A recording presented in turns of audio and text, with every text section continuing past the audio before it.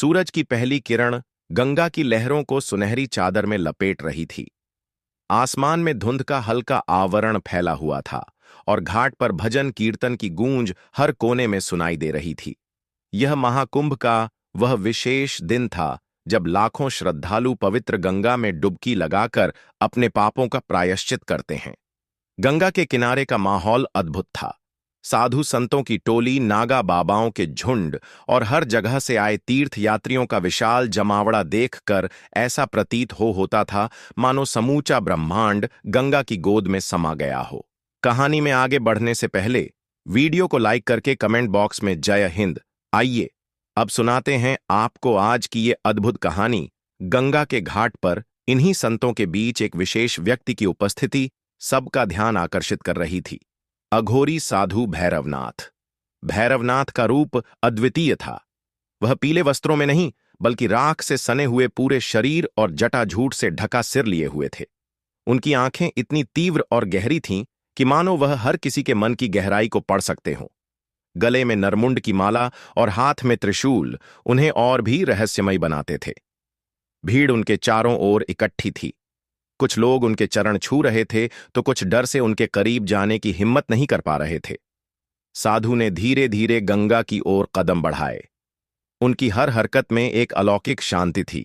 उन्होंने गंगा में स्नान के लिए प्रवेश किया और जैसे ही पानी में डुबकी लगाई, ऐसा लगा मानो गंगा की लहरें खुद उन्हें स्वीकार कर रही हों।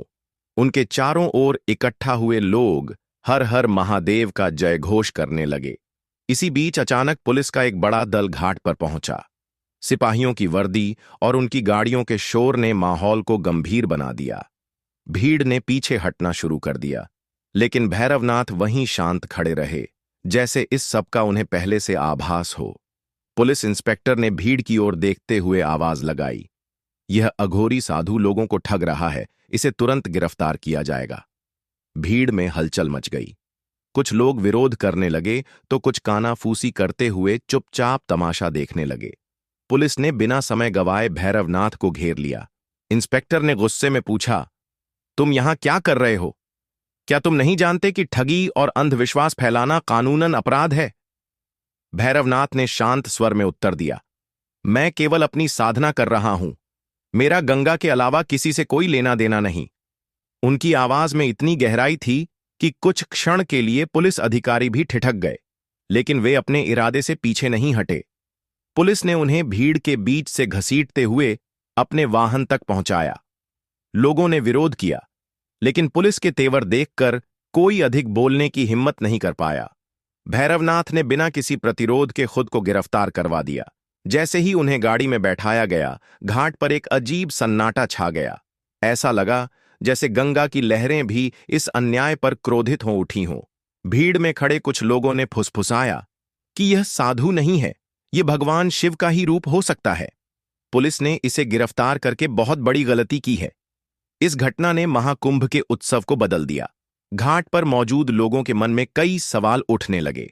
कौन था यह साधु? क्या सचमुच उसने ठगी की थी या वह किसी गहरे रहस्य का वाहक था?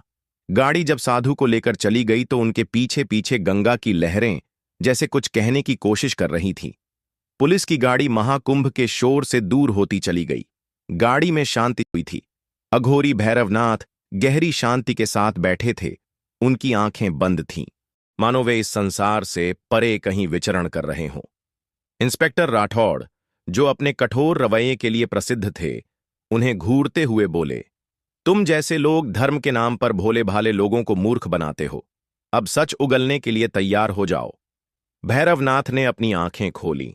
उनकी नजरें इतनी तीक्ष्ण थीं कि राठौड़ एक पल के लिए असहज हो गए, लेकिन वह अपनी भूमिका निभाने में पीछे नहीं हटे। गाड़ी जेल की ओर बढ़ रही थी और राठौड़ बार बार साधु से सवाल कर रहे थे, तुमने कितने लोगों को ठगा है? किसके कहने पर यह सब कर रहे हो? लेकिन साधु ने कोई उत्तर नहीं दिया। वह चुपचाप बैठे रहे, जैसे उनके आसपास की घटनाओं का उन पर कोई असर ही नहीं हो रहा था। यह चुप्पी इंस्पेक्टर के लिए और भी असहनीय हो रही थी। इंस्पेक्टर के दिमाग में महाकुंभ में घटी घटनाओं की तस्वीरें घूमने लगीं। सुबह ही उन्हें सूचना मिली थी कि एक अघोरी साधु लोगों को ठग रहा है। कई तीर्थयात्रियों ने शिकायत की थी कि भैरवनाथ नामक यह साधु पूजा पाठ और गंगा स्नान के नाम पर लोगों से धन और गहने लूट रहा है।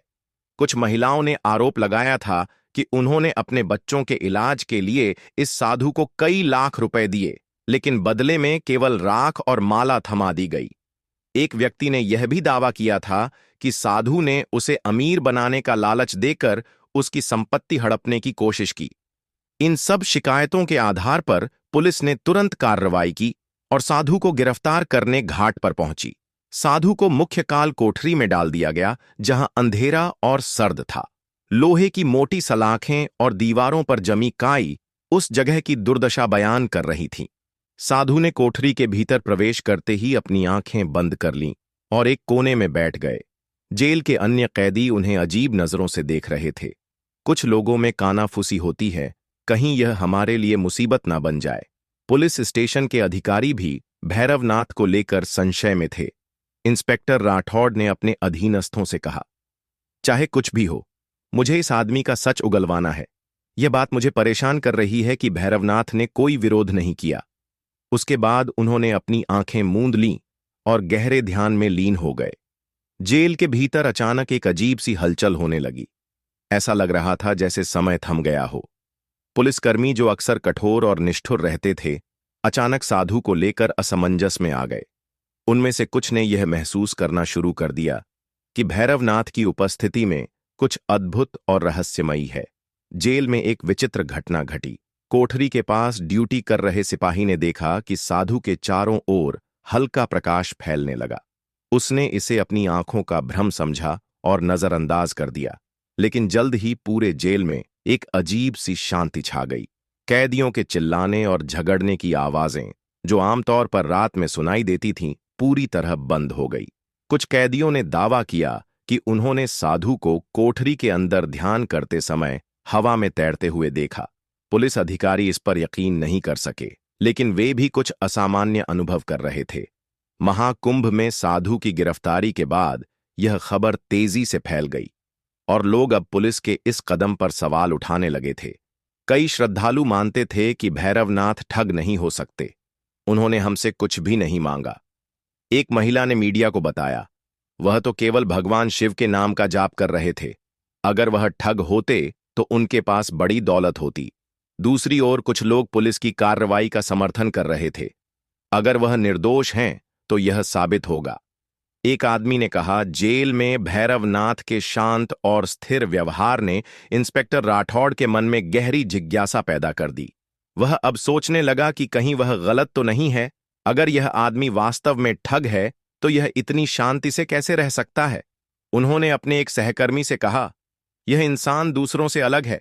हमें इसके बारे में और गहराई से पता लगाना होगा। जेल की कालकोठरी अंधकार और सन्नाटे से भरी हुई थी। वहां की दीवारें, जिन पर समय और नमी ने अपनी छाप छोड़ दी थीं, ठंड और वीरानियों का अनुभव कराती थी। भैरवनाथ को यहां बंद करने का निर्णय इंस्पेक्टर राठौड़ ने इसलिए लिया था ताकि वह मानसिक और शारीरिक रूप से टूट जाए और सच्चाई स्वीकार कर ले। रात का समय था। जेल के सभी कैदी अपने अपने कोनों में दुबके हुए थे। अघोरी भैरवनाथ अपने कोने में ध्यान मग्न बैठे थे। उनकी उपस्थिति जो किसी को शांत कर सकती थी, वहीं जेल के अधिकारियों और कैदियों के लिए बेचैनी का कारण बन रही थी। काल कोठरी में घना अंधेरा था। केवल एक छोटी सी खिड़की से चांद की हल्की रोशनी अंदर आती थी, लेकिन वह भी अंधेरे को चीरने में असमर्थ थी। कोठरी के आसपास अजीब सी सरसराहट सुनाई दे रही थी, जैसे वहां कोई अदृश्य ताकत मौजूद हो। कोठरी के अन्य कैदी फुसफुसाए, मैंने सुना है कि अघोरी के पास अलौकिक शक्तियां होती हैं, लेकिन यह यहां क्यों है? कहीं ऐसा ना हो कि वह हम पर कोई तांत्रिक क्रिया कर दे। इन बातों के बीच भैरवनाथ शांत थे। वह अपने त्रिपुंड ललाट और गले में पड़ी नरमुंड माला के साथ बिल्कुल अचल बैठे थे। ऐसा लगता था जैसे वह खुद को इस संसार से अलग कर चुके हों। आधी रात के करीब कोठरी के पास तैनात एक सिपाही को हलचल महसूस हुई। उसने देखा कि कोठरी के अंदर का माहौल बदल रहा था।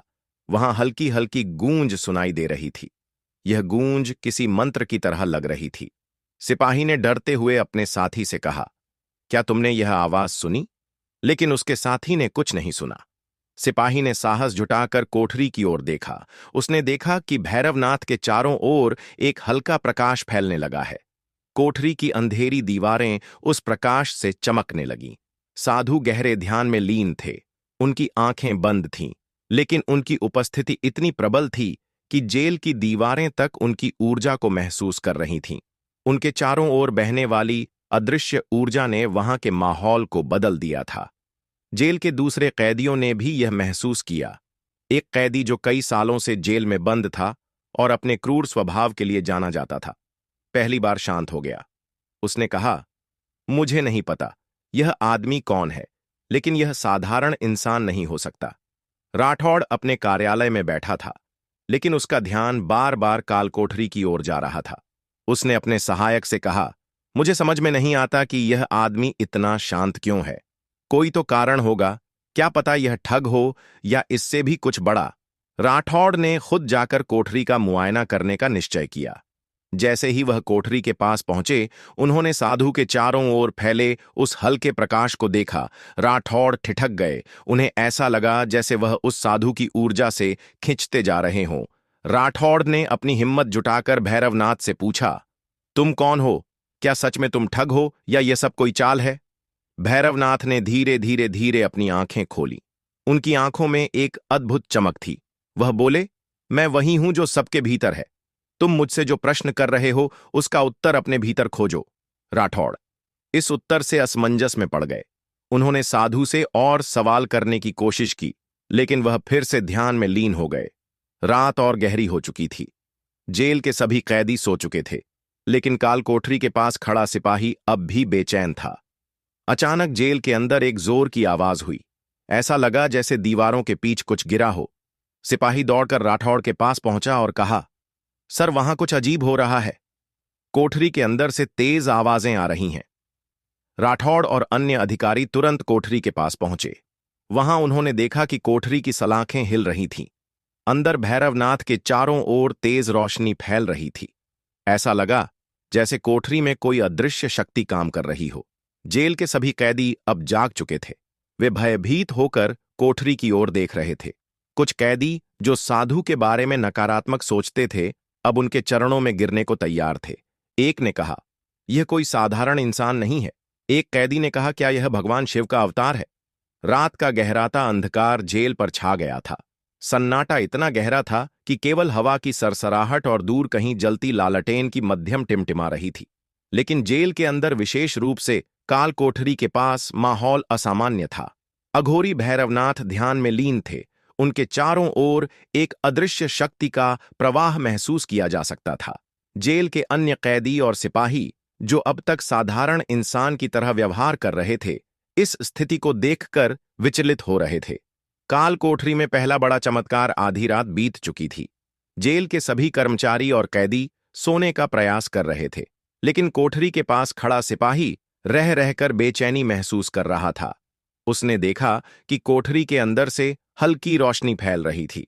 यह रोशनी पहले पीली थी, फिर धीरे धीरे सुनहरी और फिर सफेद हो गई। सिपाही ने सहमते हुए इंस्पेक्टर राठौड़ को बुलाने का फैसला किया। सर, आप जल्दी आइए, कोठरी में कुछ अजीब हो रहा है। राठौड़, जो पहले से ही अघोरी की उपस्थिति को लेकर विचलित थे, तुरंत अपनी कुर्सी छोड़कर वहां पहुंचे। कोठरी के पास पहुंचते ही राठौड़ ने देखा कि भैरवनाथ के चारों ओर तेज प्रकाश का एक वृत्त बन चुका था। साधु की आंखें अब भी बंद थीं, लेकिन उनकी उपस्थिति का प्रभाव पूरे वातावरण पर साफ दिखाई दे रहा था। जेल के अन्य कैदी, जो पहले झगड़ालू और हिंसक थे, अब शांत हो गए थे। उनमें से कई साधु की ओर ध्यानमग्न होकर देख रहे थे। एक कैदी, जिसने पहले कई बार जेल के नियम तोड़े थे, फूट फूट कर रोने लगा। मैंने अपने जीवन में कई पाप किए हैं, उसने कहा। मुझे लगता है कि यह साधु मुझे देख रहा है, और मेरी आत्मा को भी। इंस्पेक्टर राठौड़, जो अपने कड़े व्यवहार के लिए जाने जाते थे, इस घटना को देखकर विचलित हो गए। उन्होंने खुद से कहा, यह आदमी क्या है? क्या यह वाकई ठग हो सकता है, या हमारे सामने कुछ ऐसा है जो हमारी समझ से परे है? उन्होंने साधु से पूछा, यह सब क्या हो रहा है? तुमने ऐसा क्या किया कि यह कोठरी भी तुम्हारी शक्ति से भर गई है? साधु ने धीरे से आंखें खोली। उनकी आंखों में गहराई और शांति थी। उन्होंने कहा, जो तुम देख रहे हो वह तुम्हारे भीतर का ही प्रतिबिंब है। डर तुम्हारी कल्पना है और जो प्रकाश तुम्हें दिख रहा है वह सत्य है। रात के तीसरे पहर में एक असाधारण घटना घटी। कोठरी का भारी लोहे का दरवाजा, जिसे कई ताले लगाकर बंद किया गया था, अचानक जोर की आवाज के साथ खुल गया। यह देख सभी सिपाही और कैदी हक के बक्के रह गए। यह कैसे हुआ? राठौड़ ने गुस्से और डर के मिश्रण में चिल्लाते हुए कहा। साधु अपनी जगह शांत बैठे रहे। उन्होंने कोई हरकत नहीं की। उन्होंने कहा, जो बंद है वह खोला जा सकता है और जो खोला गया है वह केवल सत्य का मार्ग दिखाने के लिए है। साधु के शब्दों के साथ ही जेल के भीतर एक अजीब सा दिव्य वातावरण बन गया। ऐसा महसूस हो रहा था जैसे जेल अब केवल पत्थरों और लोहे की इमारत नहीं, बल्कि किसी तीर्थ स्थान में बदल गई हो। जेल में मौजूद कैदियों और सिपाहियों ने महसूस किया कि उनकी परेशानियां, गुस्सा और भय सब धीरे धीरे शांत हो रहे हैं। एक कैदी जो वर्षों से बीमारी से पीड़ित था, उसने कहा, मेरे सीने का दर्द अचानक गायब हो गया। यह कैसे हो सकता है? साधु ने अपनी शांत लेकिन गहरी आवाज में कहा, यह संसार ऊर्जा का केंद्र है। जब तुम इस ऊर्जा को समझने लगते हो तो सब कुछ स्पष्ट हो जाता है। मेरी उपस्थिति यहां कोई दुर्घटना नहीं है। मैं यहां तुम्हारे भीतर की उस शक्ति को जगाने आया हूं जिसे तुमने अनदेखा कर दिया है। राठौड़, जो अब तक साधु को केवल एक ठग मानते थे, इस घटना के बाद चुप हो गए। उन्होंने पहली बार महसूस किया कि यह साधु साधारण नहीं है। जेल का माहौल अब पूरी तरह बदल चुका था। हर कोई अगली रात की प्रतीक्षा करने लगा। सिपाही जो पहले साधु को लेकर शंका में थे, अब उनके करीब जाने से डरने लगे थे। कैदी जो पहले उनका मजाक उड़ाते थे, अब उन्हें श्रद्धा की नजरों से देख रहे थे। राठौर ने अपने सहकर्मियों को बुलाकर कहा, इस आदमी के बारे में और जानकारी जुटा के मुझे दो। इसके अतीत के बारे में सब कुछ पता करना है। मुझे यह जानना होगा कि यह आदमी कौन है और यह सब कैसे कर रहा है। जेल के भीतर फैले दिव्य माहौल ने सभी को बदल दिया था। कैदियों, सिपाहियों और यहां तक कि इंस्पेक्टर राठौड़ के दिल में भी अब साधु भैरवनाथ के प्रति जिज्ञासा और श्रद्धा का भाव उत्पन्न हो गया था। लेकिन सबसे बड़ा प्रश्न अब भी अनुत्तरित था। भैरवनाथ कौन है और उनके पास यह अद्भुत शक्तियां कहां से आई? राठौड़ ने साधु के अतीत के बारे में अधिक जानने का निश्चय किया। उन्होंने अपने सहायक को आदेश दिया, जाओ महाकुंभ में और उसके आसपास इस व्यक्ति के बारे में सारी जानकारी जुटा कर लाओ। मेरे यह जानना बहुत जरूरी है कि भैरवनाथ आखिर किसके आदेश से यहां हैं। साधु, जो अब भी कोठरी में ध्यान मग्न बैठे थे, अपने भीतर के सफर पर निकल चुके थे। इस ध्यान के दौरान उनके अतीत की झलकियां प्रकट हुईं। भैरवनाथ एक छोटे से गांव में पैदा हुए थे। बचपन से ही उनका झुकाव आध्यात्म की ओर था। वह घंटों जंगल में अकेले बैठकर ध्यान करते थे। गांव वाले उन्हें अजीब समझते थे, लेकिन उनके भीतर की शांति और दृढ़ता ने उन्हें हमेशा विशेष बना दिया। एक दिन एक रहस्यमयी साधु उनके गांव आए। उस साधु ने भैरवनाथ को पहचान लिया और कहा, तुम कोई साधारण बालक नहीं हो। तुम्हारे भीतर कुछ ऐसा है जो पूरे संसार को बदलने की क्षमता रखता है। तुम्हें भगवान शिव के मार्ग पर चलना होगा। उस दिन से भैरवनाथ ने साधु के साथ हिमालय की यात्रा शुरू की। वहां उन्होंने कठिन तपस्या की। हिमालय की कठोर ठंड में उन्होंने केवल राख और जड़ी बूटियों पर निर्वाह किया। उनकी साधना ने उन्हें अलौकिक शक्तियां प्रदान की, लेकिन यह सब उन्होंने भगवान शिव के प्रति अपने पूर्ण समर्पण और सेवा के लिए किया। हिमालय में एक गुफा के भीतर उन्होंने लगातार कई वर्षों तक तपस्या की। उनकी आराधना इतनी गहन थी कि भगवान शिव स्वयं उनके सामने प्रकट हुए। भैरवनाथ, भगवान शिव ने कहा, तुमने जो साधना की है वह केवल तुम्हारे लिए नहीं है, यह संसार की भलाई के लिए है। तुम मेरे मार्गदर्शक बनोगे और उन लोगों को रास्ता दिखाओगे जो अंधकार में भटक रहे हैं। लेकिन याद रखना, यह मार्ग कठिन होगा। भगवान शिव ने उन्हें कई शक्तियां प्रदान की और एक वरदान दिया। जब भी भैरवनाथ को मानवता के कल्याण के लिए उनकी आवश्यकता होगी, शिव स्वयं उनके साथ होंगे। भैरवनाथ के अतीत का यह अद्भुत रहस्य धीरे धीरे राठौड़ और अन्य जेल कर्मचारियों के समक्ष खुलने लगा।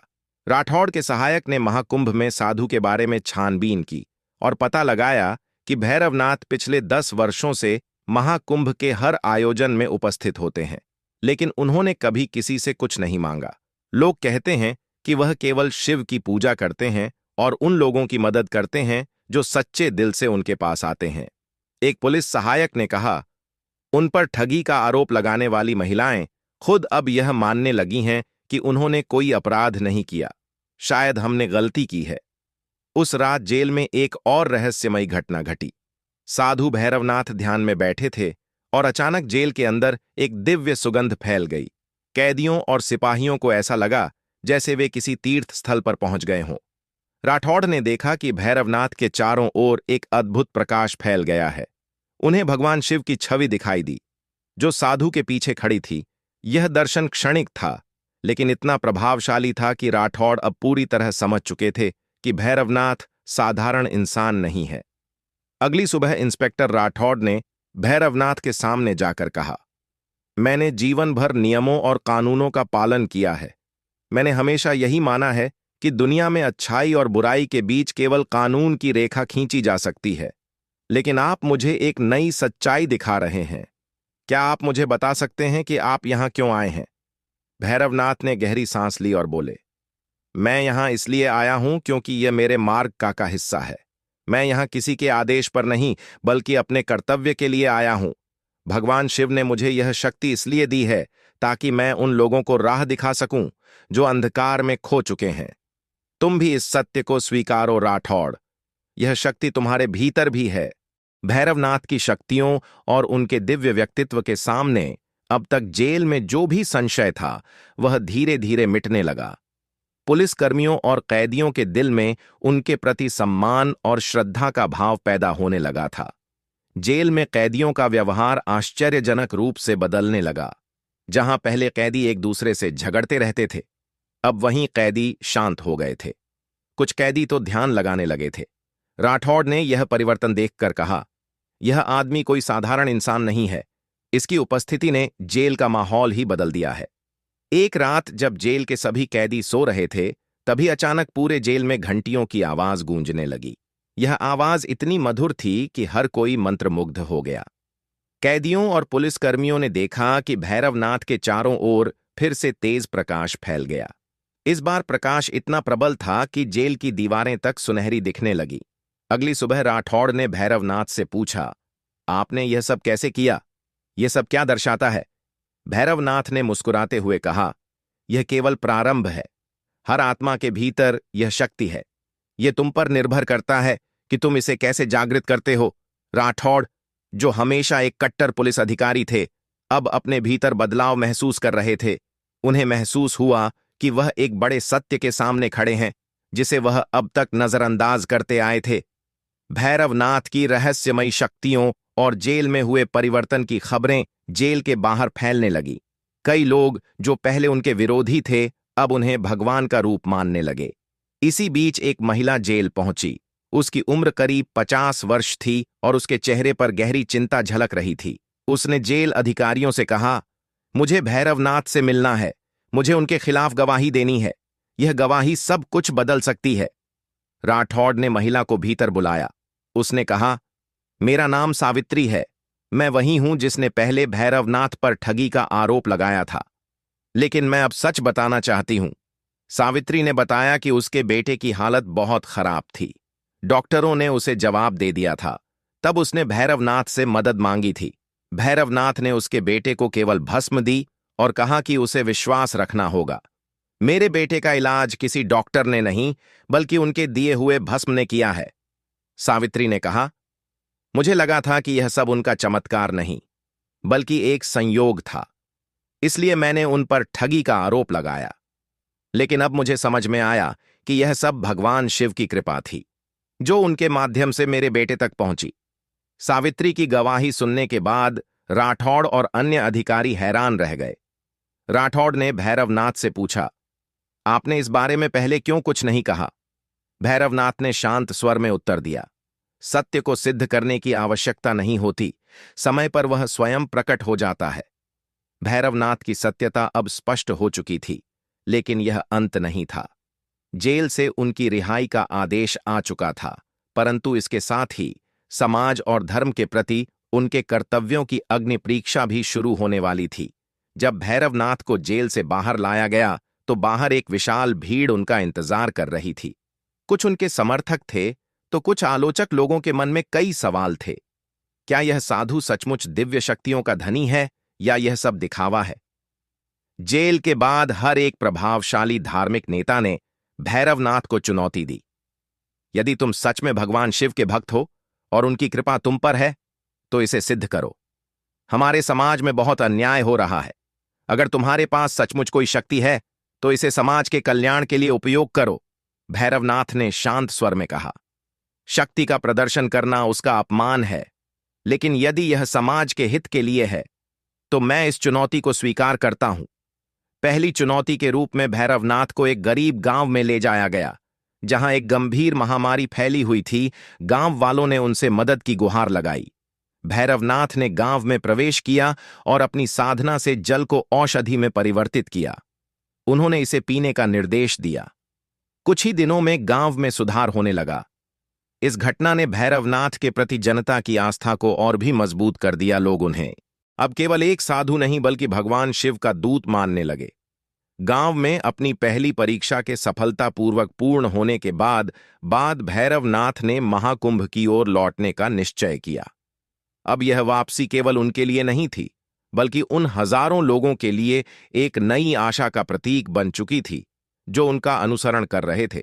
जैसे ही भैरवनाथ महाकुंभ की ओर बढ़े, उनके पीछे पीछे चलने वाले अनुयायियों का एक विशाल कारवां बन गया। इन अनुयायियों में वे लोग थे जो उनकी चमत्कारी शक्तियों के साक्षी बने थे, और वे भी जिन्होंने उनके उपदेशों से अपने जीवन में बदलाव महसूस किया था। हर हर महादेव के नारों से गूंजता यह कारवां भक्ति और श्रद्धा का एक जीवंत उदाहरण था। महाकुंभ में लौटते ही भैरवनाथ की उपस्थिति ने पूरे मेले के माहौल को बदल दिया। साधु संतों की सभा में उनका स्वागत हुआ। अनेक धर्मगुरुओं ने उन्हें आमंत्रित किया और उनके साथ संवाद किया। भैरवनाथ ने एक बड़े मंच से जनता को संबोधित किया। उन्होंने कहा, शक्ति और साधना का उपयोग केवल स्वयं की उन्नति के लिए नहीं, बल्कि पूरे समाज के कल्याण के लिए होना चाहिए। यह मानवता का परम धर्म है। भगवान शिव का मार्ग भी यही सिखाता है। महाकुंभ में उनकी शिक्षाओं ने लोगों के जीवन में सकारात्मक बदलाव लाने का काम किया।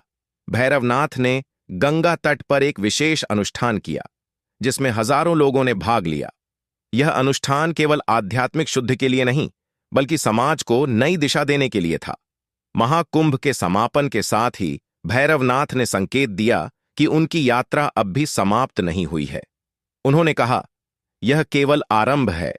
जब तक संसार में अज्ञान, अन्याय और पीड़ा है, तब तक मेरा कर्तव्य समाप्त नहीं होगा। मैं उन सभी स्थानों पर जाऊंगा जहां भगवान शिव की कृपा की आवश्यकता है। महाकुंभ के समापन के बाद भैरवनाथ ने अपनी यात्रा जारी रखी। अब उनके अनुयायियों का समूह इतना बड़ा हो चुका था कि इसे रोक पाना असंभव था, लेकिन उनके सामने एक आखिरी चुनौती बाकी थी। यह चुनौती केवल उनके लिए नहीं, बल्कि मानवता के लिए एक परीक्षा थी। भैरवनाथ ने घोषणा की कि वह गंगा के तट पर एक अंतिम अनुष्ठान करेंगे। यह अनुष्ठान केवल एक साधारण धार्मिक क्रिया नहीं थी, बल्कि इसका उद्देश्य संसार के सभी अंधकार को समाप्त करना था। गंगा के तट पर लाखों लोग इकट्ठा हुए। अनुष्ठान की शुरुआत के साथ ही वातावरण में एक गहन शांति छा गई। भैरवनाथ ने भगवान शिव का आह्वान किया और तभी आसमान में घने बादल छा गए। बिजली की गड़गड़ाहट के बीच एक दिव्य प्रकाश उनके चारों ओर फैलने लगा। अनुष्ठान के दौरान भगवान शिव ने स्वयं प्रकट होकर भैरवनाथ को आशीर्वाद दिया। उन्होंने कहा, तुमने अपनी साधना और कर्तव्य से यह सिद्ध कर दिया है कि तुम मेरे सच्चे अनुयायी हो। तुमने जो किया है वह केवल एक साधु के रूप में नहीं, बल्कि मानवता के मार्गदर्शक के रूप में किया है। अब समय आ गया है कि तुम अपने असली स्वरूप को समझो। भैरवनाथ ने शिव से पूछा, भगवान, क्या मैं आपका अवतार हूं? भगवान शिव ने मुस्कुराते हुए कहा, तुम मेरे अवतार नहीं बल्कि मेरे संदेशवाहक हो। हर इंसान में मेरा अंश है और तुमने इसे जागृत कर दिखाया है। यही तुम्हारा सत्य है।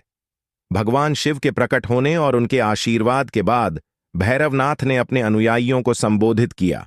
उन्होंने कहा, हम सभी में दिव्यता है।